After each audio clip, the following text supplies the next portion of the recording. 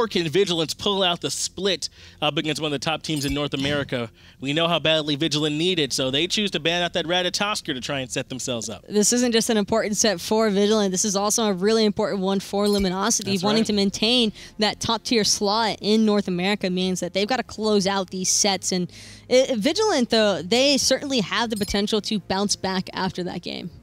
Yeah, you're right. Vigilant have a lot of strong players on their team. Maybe not top in talent every position, but we've seen what Payne Devion can do with these strong players that all follow those orders, those calls that he makes, and they're able to take games off the top teams. But you're right, Luminosity need this too. I mean, E United are undefeated, so they got to stay up there. They got to keep going at the top. Luminosity have really got to show that they have what it takes to compete with E United right now, and that they're also looking for that top slot. Vigilant, though, loving the strat already, taking away that Nemesis, not allowing Luminosity to go anywhere near it with Mask again. And it feels like Mask is the focus for them. They also ban out Ratatoskr with their first ban, trying to limit his options in the jungle. So what did Luminosity do?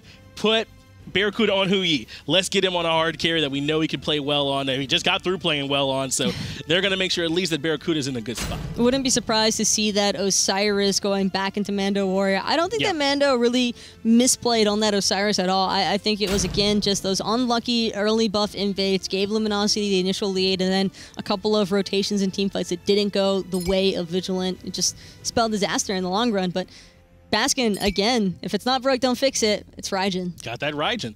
I think you're right, though. I don't think that Vigilant made any really big mistakes at all in that game. It was like 30 minutes in when that final team fight that breaks out that gives Luminosity the big lead, and they never relinquish it through that whole game. So I don't have a problem with them going back to the Osiris, going back to the Soul for the mid lane again, and just giving this another shot without having to worry about Nemesis on Mask. It was a little bit of a 50-50 toss-up on that Gold Fury. I thought for a second that Payne had actually managed to re-secure it for Vigilant, but it was Barracuda. Barra finding that last hit, and then it just completely displaced everybody from Vigilant. I would like to see a little bit more initial aggression from Vigilant, but more controlled.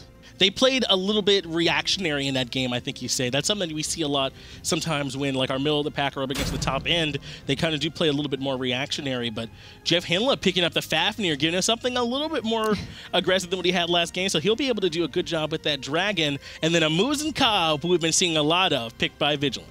And the Geb to top it all off, really just looking for, again, some more survivability. Hopefully this time, though, Payne able to watch that positioning a little bit more, not looking to get caught out as many times early on by Luminosity. And we didn't talk about this yet, as now Jaws locked in. That's what we're talking about. But Luminosity banned Ganesh one more time away from Payne Devion and force him again onto another support. I'm not trying to say Payne is not capable of playing another support. We know he's a high-level player, but something that we know that he can excel on, they continue to strip it away from him. And if that's the case, and if it works, then you might as well keep repeating it. That has been one of the leading factors for Vigilant in the games that they have won, is Payne on that Ganesh. He's just so strong at controlling, and even better with the objective calls on the Ganesh as well because of the Dharmic Pillars. And you were saying that you wanted Vigilant to play a little bit more aggressive early. That's going to be harder now that Luminosity have Mask on that Naja in the jungle as Mando Warrior goes aggressive onto the basket, and he takes a lot of early damage. It's going to be a lot harder for him to stick around now, especially with that Sands of Time. Not much regen there. But still able to survive, and Barracuda actually returning a little bit of poke onto Aquila the Hun with that Ricochet. Aquarius and Mask, though, not looking to risk anything. Probably just going to be starting on their own speed buff, recognizing that 5-man gank attempt in the mid lane. And you saw our cameraman pointing out, Data Remember came out here without any items. It looks like he bought, some potions, he's got his beads, but nothing else. He's just kind of chilling. Sometimes it happens, and you just walk out of the base with a little bit short on the starter items. I'm going to say that that one was a moment of forgetting. Now he's going to be backing. He knows he has to go back to base. He needs that starter item. He's kind of ineffective without it. And no, it's actually going to be for the Warrior Tabi rush. Day going to be looking for that sustain off of his hives instead. Now, is that something he could have potentially been doing on purpose? Because it is 1550, I believe, for the Warrior Tabby, so it's a little more than you start with. Do you think he just wanted to buy it all at once? Or maybe just something he didn't want to walk out with? I'm still going to go with he probably forgot to buy his starter item and boots or Boombas, and now he's just looking for the rush off the Warrior Tabi. Or I could be entirely wrong, and this is just a full-on new strat from Day. Well, Data, remember, either way, has those boots on him now, so he'll at least be one of the fastest guys on the map. He'll have that going for him as Aquarius and Mask have the pressure in this solo lane side, and Vigilant coming up and actually invading into the red buff of Luminosity. Barracuda's here, as is Jeff Hinla, and they actually were able to defend that buff, so it's on Barracuda, and Data, remember, could be in trouble. Raija comes crashing over the top, and Barracuda gets credit for it, so he'll be sent back to base right away. Dave might have boots, but Luminosity's got crowd control, and that is what made all the difference. Luminosity, Barracuda even, getting that first blood onto the enemy hunter. That is a huge kill bounty to secure. Yeah, that's going to make life real rough for Data, remember. It's already can be a little bit tough in the early game from Muzen Cobb. Now, Barracuda on this Huyi, who clears well, has an advantage against him as they came over here to try and invade, did Vigilant, and looks like they weren't successful. But either way, Mando Warrior actually, I believe, stripping... Oh, no, it was Aquarius able to pick up his own blue buff unless he had the counter invade. Day, though, those boots putting in a little bit of work. Ricochet taking out a huge chunk of Pain Devion's health, but at least both of them are still alive. And we got the 2v2 over here in duo lane, so apparently at this point, this is old school now, where we got the support and the ADC hanging out. I'm pretty sure that Vigilant just counter-engaged the invade from Luminosity. Aquarius and Mask actually taking away Mando Warrior's blue buff, so they just returned the favor to make sure that this time Mando could actually have a little bit of that mana regen cooldown reduction going on as well. Just a little bit of trade over there, evening everything out. And Mando Warrior did have a hard time with that last game. I don't know if he saw a blue buff until really late in the game, and I know Grave was going without that speed buff for a while. But Luminosity, they're going to be the ones getting those fire elementals on the right-hand side again. So still the neutral camps are going in their favor. And the same thing for the Oracles on the opposite side of the map. Luminosity having control of those as well means that so far the early game global farm is Luminosity's. I wouldn't be surprised, though, to see Vigilant try and change that up as things progress. Yeah, they're not going to want to let Luminosity just continue to build this lead up on them, especially when they've got that Muzen Cobb on their team. They know that they've got a strong win condition between him and Akilla the Hun, so if they can hang with Luminosity, they definitely can put themselves in a similar position to last game where 30 minutes in, they're right there with them. And Barra actually finding the kill onto Day with a little bit of help from Jeff Hinla. Seemed as though both ultimates there were expended. Either way, Day taking another spill so early on is just putting him even further behind Barra. And that's Data, remember, having a hard time in the 2v1 with Pain Devion here in mid lane, trying to help out Akilla the Hun and helping make sure that he's able to get his farm. Barracuda getting credit for both those kills, going straight into the Ninja Tabi. That's going to make life even harder for Data, remember, who still doesn't have that ult available. Day, though, he is trying to rush the Devourer's gauntlets. He'll probably have it. I actually might not have it sooner than Barracuda just because he's fallen kind of far behind when it comes to his own farm, although his only advantage is that he didn't pick up a starter item or the Boomba, so that is at least, it's gold that he was able to pocket towards his boots and Devos. It does mean he'll be lacking a little bit in the sustain that Barracuda is going to have an advantage on him in. Mass does come over, and I think he was actually able to steal away that speed buff too, so the invade successful for Luminosity, and it looks like they're going to walk away scot-free. And again, though, Luminosity looking to try and take away Mando Warrior's blue buff. This is a running trend now for Luminosity. Mando, though, putting some pressure back onto Aquarius. He has the tether active on him, so that is going to be enough to keep Luminosity out for right now. Grave just trying to secure this blue buff, though. Mask is here, though, getting the stun off on him, but the 3-man Cataclysm from Pain Devion was good as well. Aquarius does end up picking up Grave. Now it's a 3v2. The root out on the Pain Devion slows him down. He has to shield himself. Basket even made the rotation so close to ticking over the damage to take down Pain, but he'll escape with his life as Akilla the Hun drops his damage, or his ultimate as well. Less than 10 HP. It had to have been less than 10 HP that Pain was able to escape out of that one with. Either way, it does seem as though the blue buff was secured for Mando Warrior, so that's a plus, but it came at the cost of his jungler's life. And we saw a little bit of a glimpse there of what Barracuda's been doing to Data Remember. Data Remember was forced back recently. He wasn't even able to go into tier 2 of those Devil Gloves. He just had to get that mana as Mask cleans up Mando Warrior on the other side of the map. Things are starting to move a little bit out of control for Vigilant now as Luminosity are up 4-0 and about 3K or so gold as well. And 6 minutes in, that's pretty substantial. This is a pretty similar goal lead to what we saw last game from Luminosity, but what we didn't see last game from Luminosity was this kill count already, sitting with 4 kills on the board, but more importantly, just the overall farm in comparison. Barracuda hitting level 10, putting him about 3.5, 4 levels over a day. And as an Almuzan Cobb, sure, you might have the greatest boxing potential in the game, but not when you're 3 to 4 levels behind the enemy hunter. And not when you can't match the sustain. I mean, Barracuda has just been able to hang around. I've seen on the map, Data Remember has to back. He keeps running out of mana. It's just difficult for him to stick around in comparison to what Bumbas are doing for Barracuda in the jungle. He's able to go back in and heal back up. And he even was further ahead on the Devil Gloves too. And now look at them trying to freeze the wave, not letting Data Remember come up to the farm. And that's all that Jeff and Barra have to do. Grave actually trying to help assist, but he's level 6. He's just destroyed by that triple bounce. Yeah, the ricochet from Barracuda deleting Grave. I don't even think he was able to get the shield off in time to stay alive, and now Data Remember not going to be able to get any farm unless further rotation from Vigilant comes over, and they can't do it because the pressure from Luminosity on the right side is just too great. All I'm saying, if Grave, maybe he can like watch back the VOD. He might hear me say this now.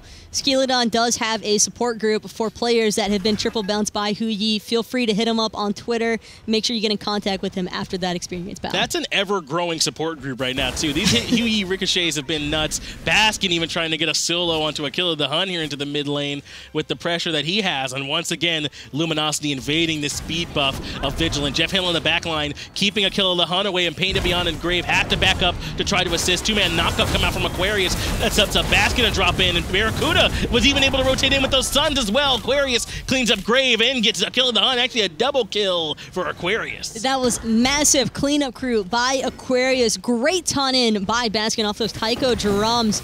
And Day, again, forced into the Purification Beach, just trying to run away from Luminosity. 5 members invading right now. That's what happens when Barracuda has the pressure over Data Remember. He can force him under tower and then rotate into the back end of team fights, especially when they're that far into the jungle. He can come in underneath the tier 1 tower. Data Remember rotates in, gets his beads taken for free, and he might be in trouble here as Baskin hits him with all the shots, and yeah, Data Remember's gone. He's gone. There's just no hope for survival, and again, the other side of the map now experiencing the same treatment as that solo lane side. Buffs just being stripped away, no farm anywhere on the map for Vigilant, and Pain, the most he can do is maybe look to contest this, but that triple bounce from Huyi is just making it impossible for Vigilant to respond. Data Remember can take some solace in the fact that he's probably not worth that much as a kill anymore. I mean, he's behind, but missing out on all this farm, it's gonna hurt. Purple Buff getting stripped away, and Luminosity, now we're seeing what happens when you give a top-end team a lead. They're playing it expertly. Now they're coming over towards this Gold Fury pit, giving that vision. Barracuda looking to back and finish out those Devil Gloves. All Barracuda wants to do is wait for Pain to use that knockup so that way he can make sure he gets the last hit. Instead, Pain doing a great job securing that one Oracle, meaning that at least Luminosity won't have the vision there, but still, the issue is, even if you take away the gold disparity between these two teams, it's the XP. The highest member on Vigilant is Akilla, level 9. He's barely the same level as Jeff, as the support.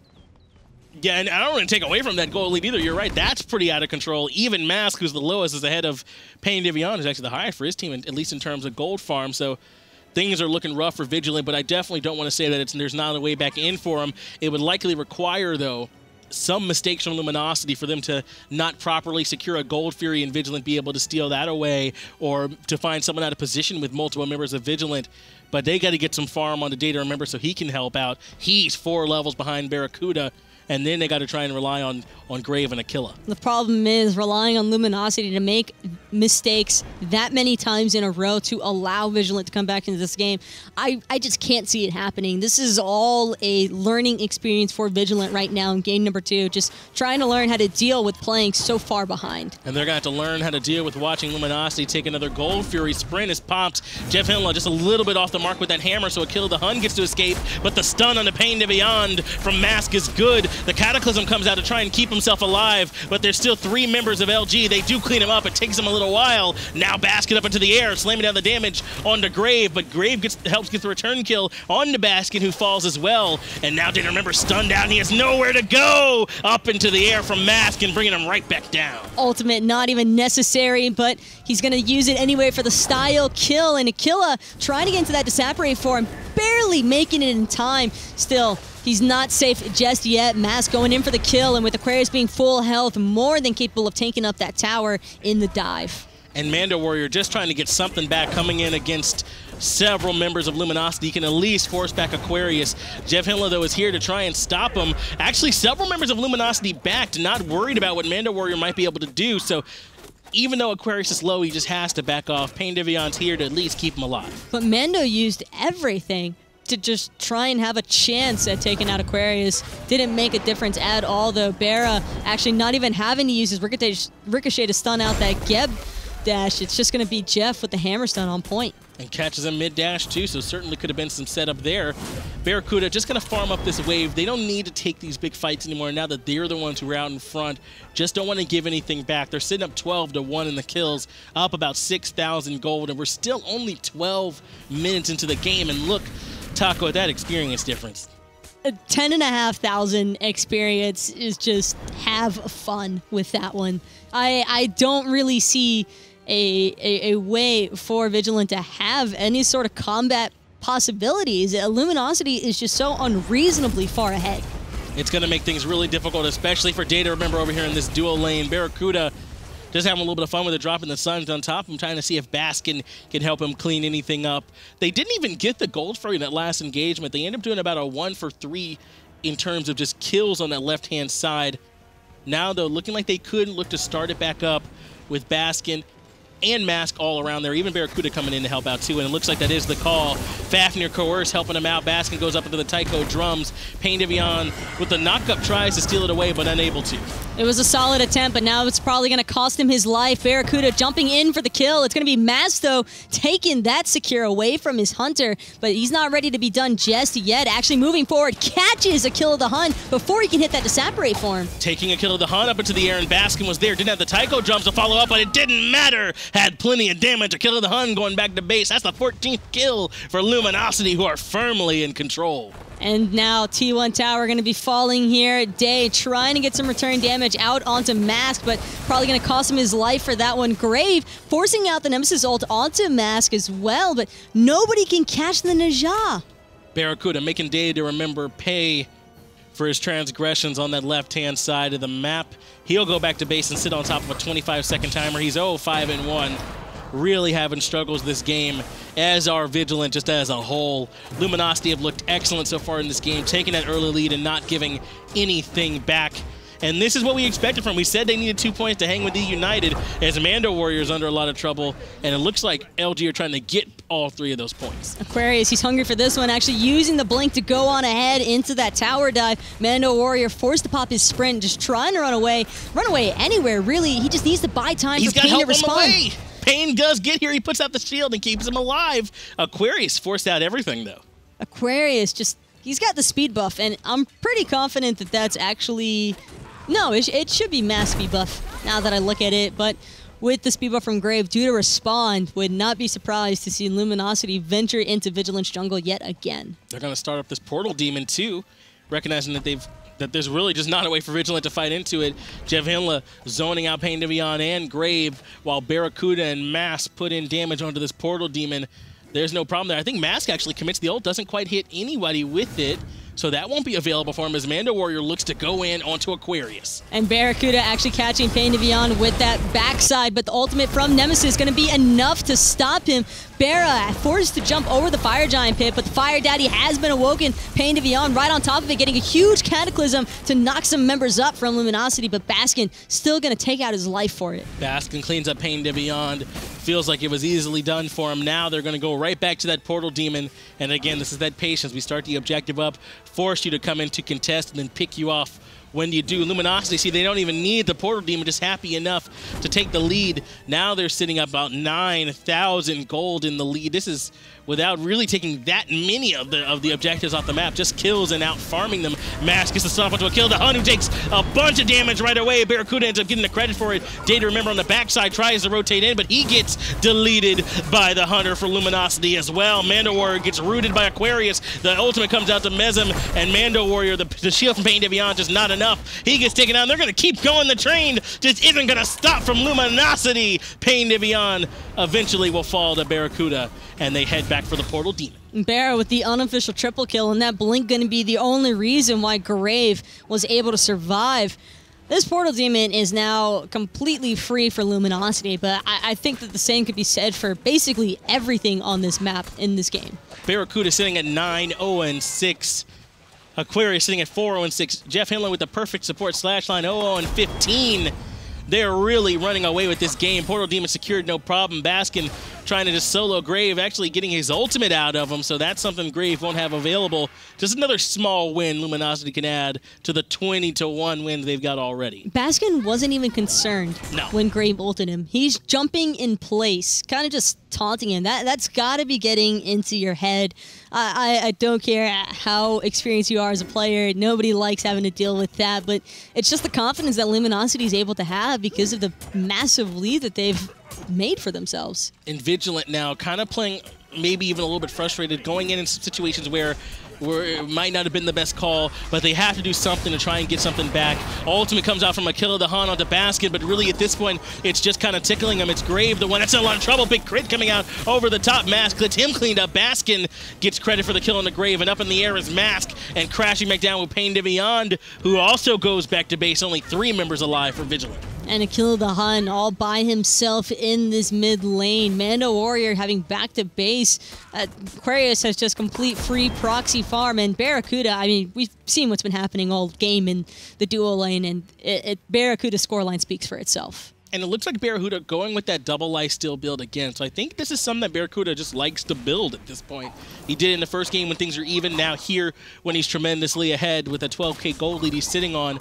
And it's going to help keep him even more survivable. Might be able to 1v3 now with all that lifesteal. He has the benefit of building into the Aussie because it does provide a little bit of pen for our Aussie. But on top of that, it's just he's so far ahead that he's going to do damage no matter what. Aquarius blinking into 2, does get the double knockup. Root comes out in the data. Remember, the shield from Pain Deviant is good to try and keep him alive, but Aquarius is free to dive into the tier 2 tower. Pain Deviant dies to Barracuda on the left-hand side, but Data, remember, just cannot escape from the pressure of Aquarius. That's that beach body working out well for him. And Aquarius, he's not done just yet. The Vent Anger actually doing work against Grave, finally able to take him out in style, but Mask pressuring out Mando Warrior. Mando doesn't even want to go anywhere near. He's level 12, and again, the highest member now for Vigilant. 2 of them sitting at 13. Jeff is the lowest one for Luminosity, level 14. Vigilant are very far behind, that's fair to say, yes. At this point, Vigilant are going to have to try and make some kind of defense, maybe on one of these structures, because they can't keep taking fights with Luminosity in the jungle or on these neutral objectives. They need a little bit of help. They need a 6th man in these fights right now because the 5 of them just aren't enough.